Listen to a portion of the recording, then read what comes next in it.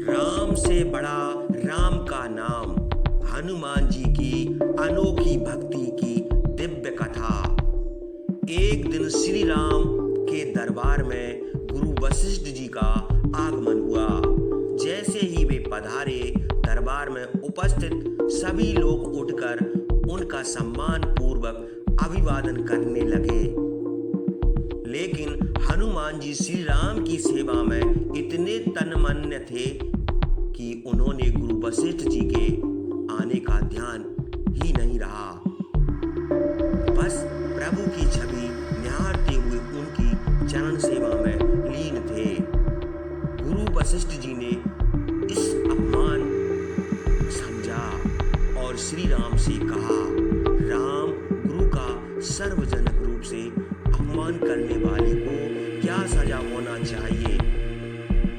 श्री राम ने अत्यंत विनम्रता से उत्तर दिया, गुरुवर, ऐसा अपराधी मृत्यु दंड का भागी होता है।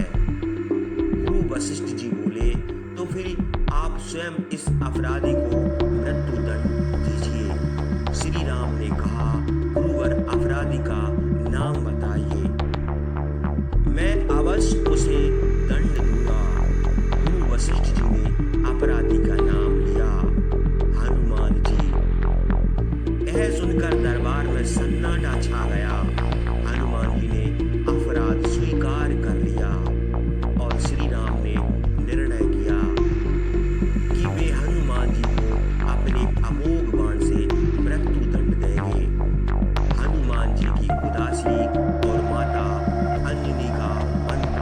हनुमान जी जब घर लौटे तो उनके मुख पर गहरी उदासी थी। माता अंजनी जब उन्हें इस अवस्था में देखा तो चकित रह गई। उन्होंने बार बार हनुमान जी से कारण पूछा, लेकिन हनुमान जी मौन रहे। तब माता ने उन्हें अपने दूध का वास्ता देकर पूछा। इस पर हनुमान जी ने संपूर्ण प्रकरण सुना दिया। माता अंजनी मुस्कुराते हुए कहा, बेटा, तुम क्यों चिंता करते हो?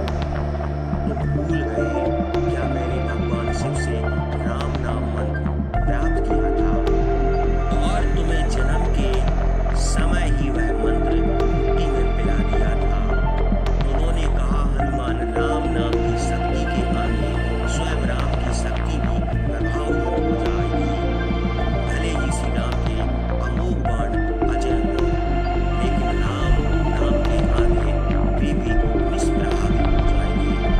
माता ने आशीर्वाद दिया, जाओ मेरे लाल, सरयू तट पर जाकर राम नाम का अखंड जाप करो। हनुमान जी माता के चरणों में प्रणाम कर सरयू तट पर चले गए और राम राम का निरंतर जाप करने लगे। राम का प्रेम और हनुमान की भक्ति। शाम काल श्री राम पूरे दरबार सहित सरयू तट पर पहुंचे। सभी की दृष्टि उस अद्भुत क्षण पर टिकी थी कि क्या श्री राम वास्तव में हनुमान जी को मृत्यु दंड देंगे। श्री राम ने अपना अमोघ बाण निकाला और हनुमान जी पर चला दिया।